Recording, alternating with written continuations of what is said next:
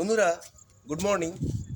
আমরা তো আমাদের টাইমিং হয়ে গেছে প্রায় 10:30 10:30 বাজতে যায়। আমরা ঘরটা ছেড়ে দিলাম।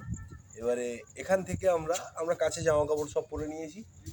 এখান থেকে বিহারীনাথ পাহাড় ওই দিক দিয়ে ঘুরে যেতে হয়, ওই দিক দিয়ে ঘুরে যাব, ঘুরে গিয়ে মন্দিরের কি সিচুয়েশান সেটা দেখাবো। তারপরে আমরা ওই হাঁটা পথের যে ট্রেকিংটা আছে সেটা করব।